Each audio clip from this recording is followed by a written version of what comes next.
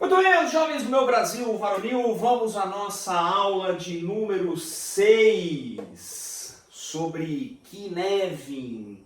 Kinevin e o gerenciamento de restrições, ok? Primeiramente, antes de mais nada, conceitualmente, vamos entender do que se trata a restrição. Restrição é todo e qualquer fator concreto, fato concreto que gera algum tipo de limitação. Presta bastante atenção no que eu disse. Fato concreto, ele é real, ele não é uma suposição. Tudo aquilo que é uma suposição tem outro nome. A suposição é o que nós chamamos de premissa, ok? Nós assumimos uma premissa e essa premissa ela pode não ser verdadeira. E se ela não for verdadeira, isso pode gerar um impacto, ok? Aqui nós estamos falando de restrição. A restrição é um fato. Então, por exemplo, todos nós temos uma restrição orçamentária, porque nós temos os nossos salários mensais e nós temos que programar todo o nosso mês, o que nós vamos comprar, que viagens vamos fazer, quais os finais de semana que vamos pedir pizza ou não, de acordo com o orçamento que nós recebemos. Então esse orçamento nos limita, ok? Quanto menos ganhamos, menos gastamos. Quanto mais ganhamos, mais gastamos, ok? Então a restrição ela é um limitador, mas ela pode ser altamente flexível, tá bom? Um segundo exemplo de metáfora de restrição, eu preciso fazer atividade física, isso aí todo mundo sabe, mas eu não posso fazer nada que eu tenho que ficar agachando muito, pulando muito, por quê? Porque eu tenho problemas no joelho, eu tenho dores no joelho, eu tenho uma lesão no joelho, uma lesão incurável, ok? Então isso me gera uma restrição para fazer alguns tipos de exercício. Outras pessoas possuem restrições alimentares. Se você ingerir algum determinado tipo de substância, você fica com alergia, com coceira, aparece coisa na sua pele, ou você transpira, acontece algo. Isso é um outro exemplo de restrição. Vamos falar agora de organização. Você quer contratar alguém, você precisa trazer uma pessoa para o seu time. Existe um processo de contratação do RH. Então não é assim, você vai, manda uma proposta para a pessoa, no dia seguinte a pessoa está trabalhando. Existe um processo de contratação. Então tem empresas que precisam, para contratar alguém, mesmo já sabendo quem é a pessoa, já negociou tudo com a pessoa, tem que passar pelo processo da RH, de abrir a vaga, de ver se vai ter algum candidato interno, e passar com a entrevista, Algumas empresas pedem lá o exame psicotécnico, para ver se você não tem nenhum tipo de distúrbio psicológico ou psiquiátrico, ok? Então você tem que seguir esse processo é uma restrição para você contratar, ok? Então, simples assim, tá bom? Então vamos entender, vamos voltar de novo ao nosso famoso Kinevin, ok? Vamos falar primeiro das restrições do domínio claro, ok? Se você lembrar bem sobre as restrições do domínio claro, lembra que aqui ele é muito regido por um checklist de execução, certo? E esse checklist de execução, ele tem que garantir praticamente falha zero, ok? Então com isso, que tipo de restrição, já que nós temos que ter falha zero, que tipo de restrição nós temos que ter? Nós temos que trabalhar com restrições rígidas. Então vamos por exemplo prático aqui de restrição rígida. Se você vai, por exemplo, numa mineradora, ou se você vai, por exemplo, numa fábrica, numa indústria, aí, por exemplo, de fabricação de linha branca, de fabricação de equipamento, você tem que andar com capacete de segurança, você tem que esperar uma porta abrir para passar, para fechar, para abrir outra porta. Existe um checklist de segurança. Esse checklist tem que ser cumprido à risca, porque se ele não for cumprido à risca, você vem aqui beijar a lona do sistema caótico, ok? Então aqui no sistema claro, eu tenho que criar o máximo de controles para eu não ter falha, ok? Então aqui é sobre rigidez. A mesma coisa o McDonald's. O McDonald's eu tenho que ter lá o passo a passo de como montar o lanche. Se eu não tiver o passo a passo de como montar esse lanche, vai começar a sair um monte de lanche errado, tá bom? Então a questão é sempre trabalhar com restrições rígidas. Mas como é que nós fazemos a gestão dessas restrições? Nós temos que tomar cuidado. O cuidado número 1 que nós temos que tomar, tá? Sistema claro, tem alguns possíveis tráfegos, né? Lembra que ele pode trafegar aqui nessa zona entre o claro e o complicado. Eu posso ter o sistema aqui bem claro, bem tranquilo. E eu posso ter o sistema claro onde ele está bem aqui pertinho do caos. Ou seja, na primeira falha, na primeira quebra de restrição que houver, você vem para cá. Então, por exemplo, uma norma de segurança. Ok?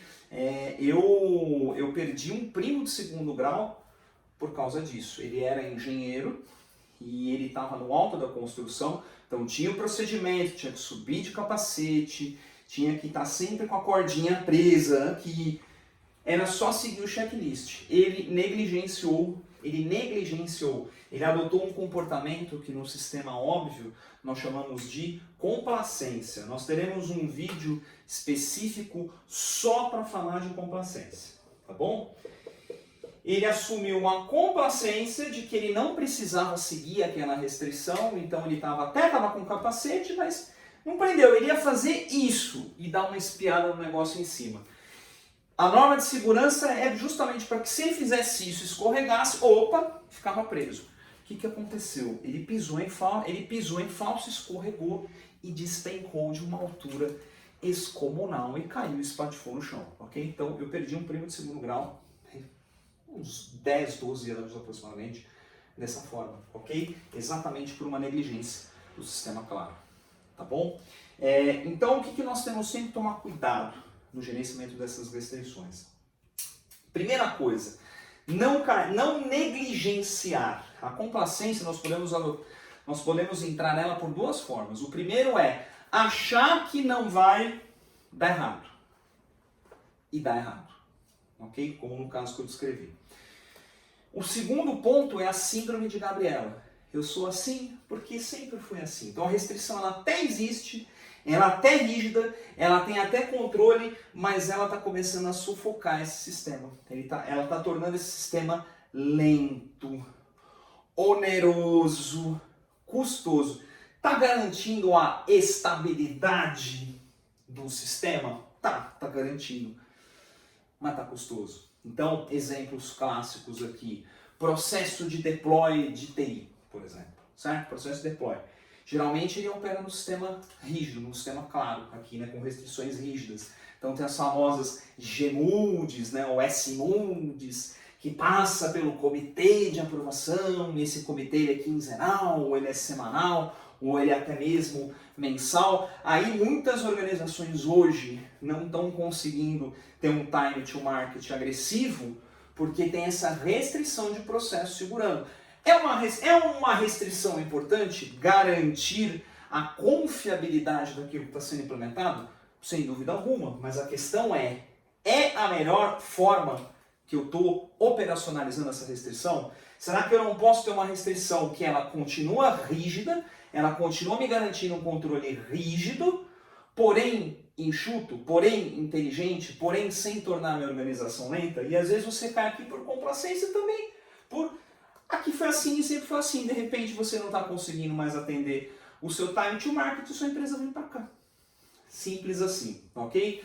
Então aqui nas restrições rígidas, esse é o universo, né, onde as abordagens, tanto do Lean quanto as abordagens do Six Sigma, elas operam muito bem aqui, ok? Elas operam demais aqui.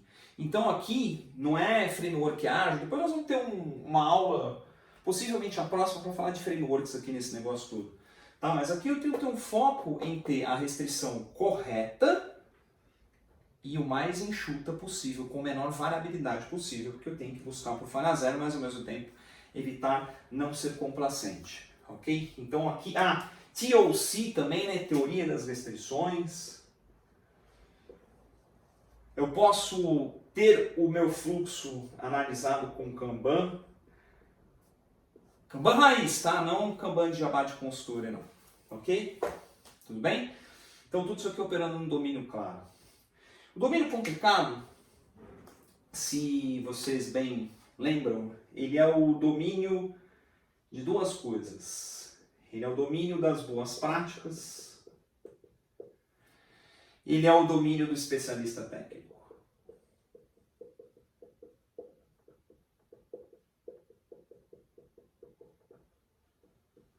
Então, quando você se forma em tecnologia, você tem boas práticas, aprende ou deveria aprender boas práticas de desenvolvimento de software. Quando você se especializa em um profissional de gerenciamento de projetos, você precisa conhecer boas práticas de gerenciamento de projetos. Quando você vai ser um Agile Coach, ou quando você vai ser um Scrum Master, um Product Owner, um Service Delivery Manager, ou um Release Train Engineer, ou o diacho que te carregue, você tem que conhecer as boas práticas também, ok? Então, se nós falarmos sobre as restrições do domínio complicado, nós basicamente estamos falando sobre restrições de governança. Então aqui nós estamos falando de políticas, regras, normas, procedimentos de apoio para que este especialista técnico utilize as suas boas práticas, ok? Então aqui, basicamente, o gerenciamento das restrições do domínio complicado é eu estar sempre revisitando as minhas políticas e normas. Lembra que o ambiente complicado é um ambiente de análise, ele depende da análise.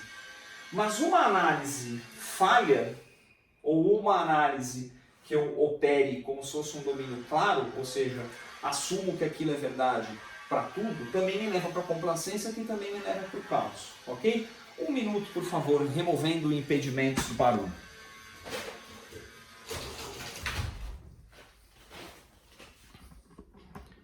E chutei aqui o tripé. Aqui, como vocês sabem, tudo é feito ao vivo e sem edição, sem shows pirotécnicos, ok? Então, voltando à nossa programação normal. Então, aqui eu tenho que buscar criar políticas e normas que apoiem a utilização das minhas boas práticas. E constantemente eu tenho que estar revisitando essas políticas e práticas. Então, por exemplo, né? O que são restrições de governança? Quando você monta um processo, você cria o seu processo de gerenciamento de projetos, quando você cria lá um modelinho, olha, para abrir um projeto novo, tem que ter a reunião de kickoff, e essa reunião de kickoff é armazenada nessa rede, e quando durante o projeto tem que fazer apontamento de horas no Clarity, no Primavera, etc, etc, tudo isso são restrições de governança, são políticas que precisam ser seguidas para que o especialista técnico tenha o melhor uso das boas práticas, ok? Quando nós falamos de Scrum, por exemplo, né, ao contrário de alguns filósofos da agilidade, o Scrum opera fortemente aqui no domínio complicado. Por quê? O Scrum é altamente prescritivo, o Scrum é altamente restritivo. Você tem papéis bem delimitados, com funções bem delimitadas, o Short Livre Time Box da sprint é fixo, você não pode estourar. Você tem 4 opções para escolher a duração de sprint, certo? Se é 1, 2, 3 ou 4 semanas. Tem o dia de se fazer planning. Você sabe qual que é o objetivo de rodar uma planning, qual é o objetivo de rodar uma planning. Então isso aqui, ó, se eu utilizar bem as boas práticas de Scrum, eu consigo ter o resultado, ok? Por isso que eu sou sempre cauteloso com as famosas adaptar de acordo com o contexto. Opa, não, eu tenho algumas práticas já consolidadas que se eu executá-las corretamente eu chego no resultado. A mesma coisa o Kanban, o próprio Kanban que o pessoal fala, né, que não, que é médio o cacete. Tem lá princípios que devem ser seguidos, são restrições de governança. Tornar o fluxo visível, manter uma política de gestão do fluxo, melhorar continuamente o fluxo. Tá aqui, ó. Se você não segue isso, se você só cola um monte de quadrinho mequetrefe na parede com to do, doing, done, vira você vem para onde? Vem para o caos. Se bota um quadrinho de to do, doing, done, acha que é só ficar movimentando os post-its, ó, ou seja, um checklist de complacência, vem para cá para o caos. Ok? Então aqui o foco é revisar políticas e revisar processos. Então veja que interessante. Aqui nós temos 3 coisas importantes. Aqui nós temos sempre que buscar utilizar espaço aqui, né, meus queridos? Eu vou apagar essa partezinha aqui. Aqui eu tenho que ter um olhar limpo para cá, sempre. Sempre tem que ter um olhar limpo para cá. Eu tenho políticas, mas eu tenho as melhores políticas, as políticas mais enxutas. Aqui eu tenho que ser altamente especialista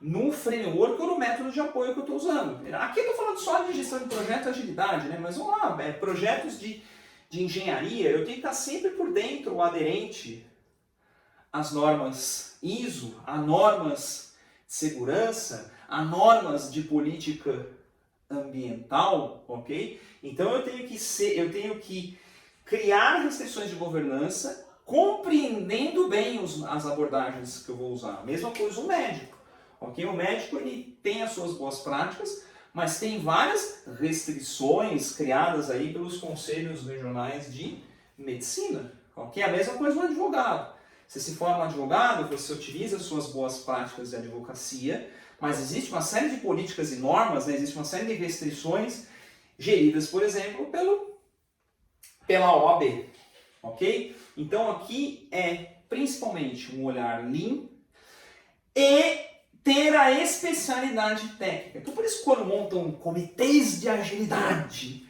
centros de excelência, sem especialista técnico, geralmente se criam regras políticas totalmente estúpidas, que elas são implementadas depois como um grande checklist e que por complacência jogam você no caos. Ok? Então, entenda o tipo de restrição que nós temos aqui. Vamos agora para o domínio complexo. Qual que é a característica do domínio complexo?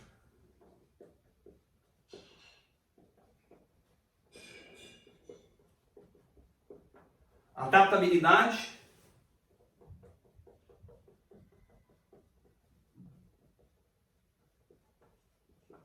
feedback curto,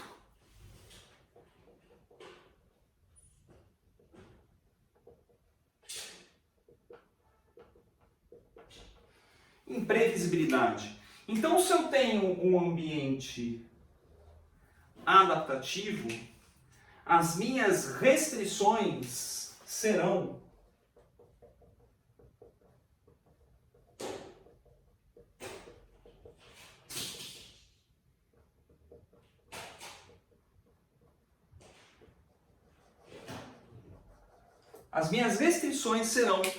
adaptativas. O que significa, né, restrição adaptativa?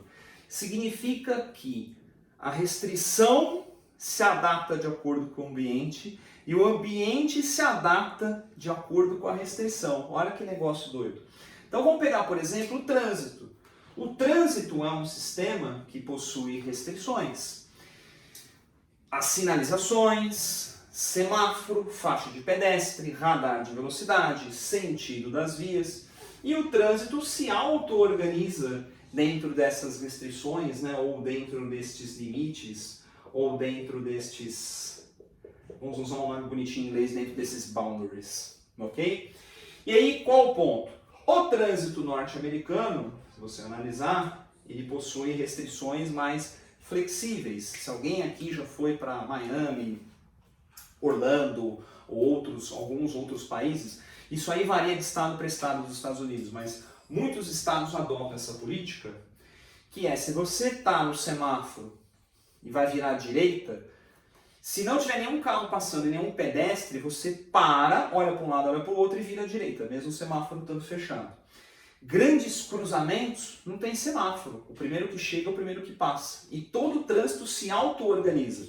Se nós fizermos isso aqui no Brasil, se nós de repente tirarmos essa restrição, né, aumentarmos ou flexibilizarmos demais essa restrição, nós teremos um caos absoluto, né? Ou seja, se nós vamos flexibilizar, se nós pretendemos tornar o trânsito brasileiro igual ao trânsito norte-americano, nós temos que ir experimentando, aumentando esses boundaries, aumentando esses limites, entendendo o comportamento e pivotando. Mas para isso, etapas curtas, feedbacks curtos. Aí nós adequamos os limites. Ou às vezes nós entendemos que precisamos fechar mais limite, criar mais restrição, não é problema nenhum. Mas entenda que as restrições elas vão se adaptando de acordo com o comportamento do ambiente. E o ambiente se regula de acordo com a restrição, ok? Então, por exemplo, vamos falar aqui de Scrum agora, certo?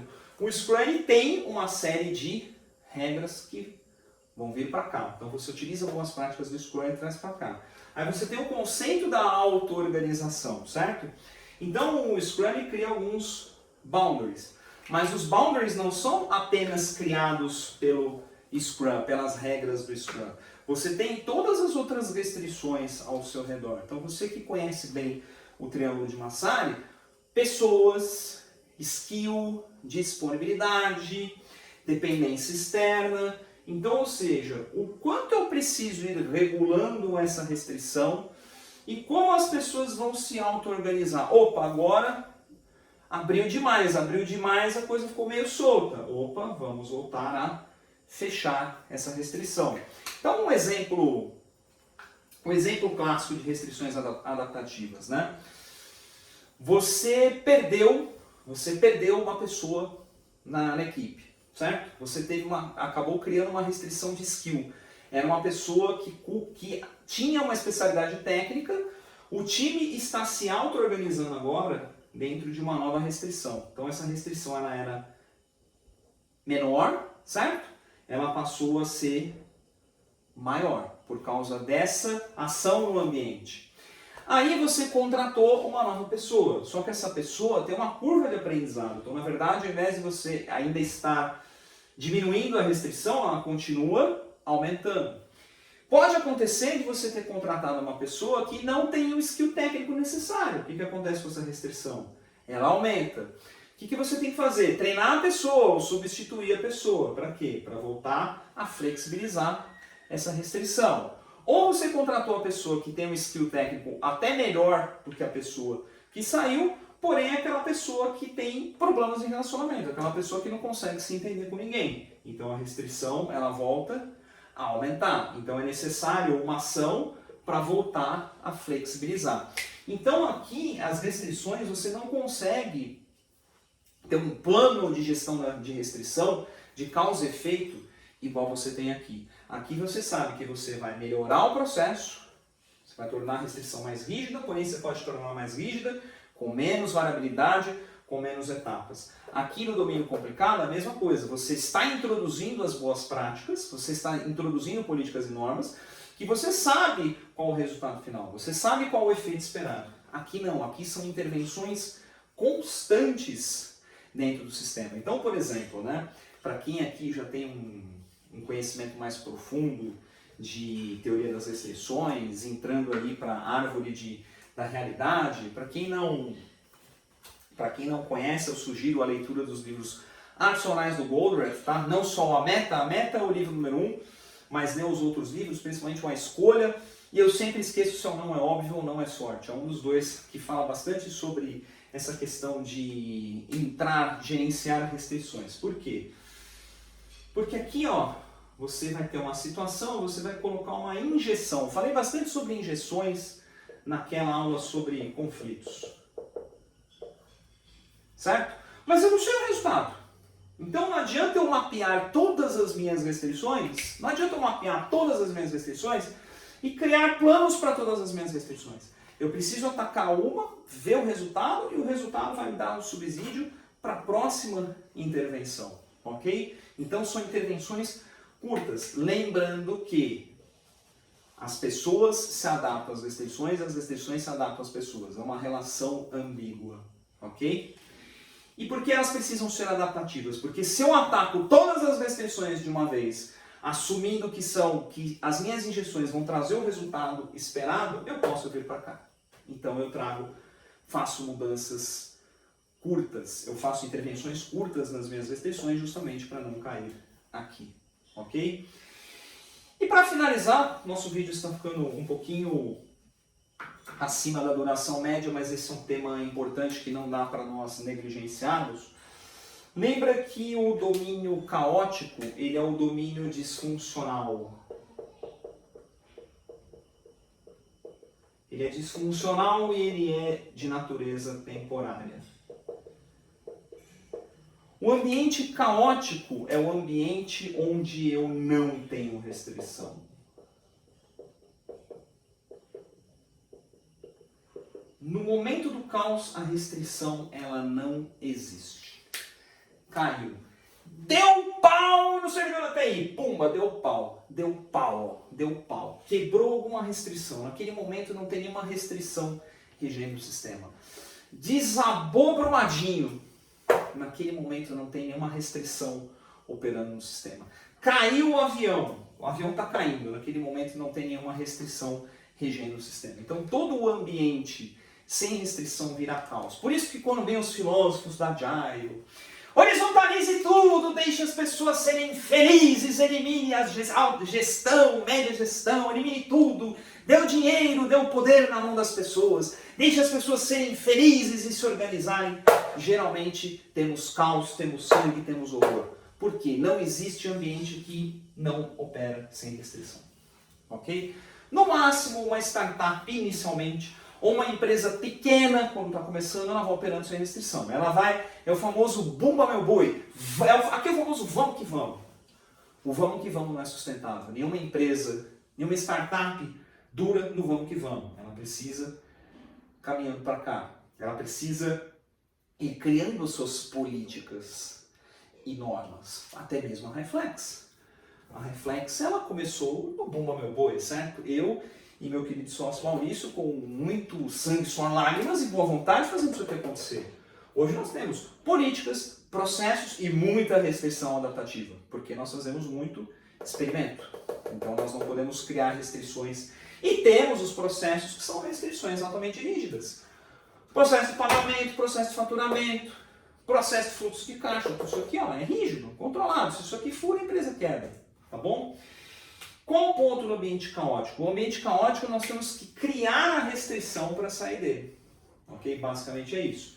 Então, ou nós vamos testar uma restrição, ou nós vamos acionar um item do nosso checklist, ok? Ou nós vamos criar um item no nosso checklist, ou nós vamos tornar as nossas políticas mais robustas para evitar cair aqui. Ok? Então, um exemplo clássico, né, foi o World Trade Center. Quando o World Trade Center, o sistema de segurança norte-americano, ele é fortemente regido por restrições rígidas, ok? Só que uma restrição aqui quebrou, né? Os terroristas encontraram brecha em uma restrição, né? Uma certa complacência, podemos chamar assim, e tivemos um atentado. O que o sistema norte-americano fez? Tornou a entrada mais difícil, ok? Aumentou a rigidez disso, para evitar cair no caos. Criou uma restrição rígida para sair daqui, para evitar que isso aqui aconteça novamente. Com isso, nós finalizamos a nossa aula de número 6, um pouquinho mais longa que as outras, mas é por conta de um assunto importantíssimo. Viver no ambiente conflitante, no ambiente não ordem. Lembra que o ambiente não ordem é um ambiente muito grande, muito abstrato, que nós precisamos quebrar em ambientes menores para poder entender tudo isso aqui. Ok? Muito obrigado a todos, até a aula de número 7.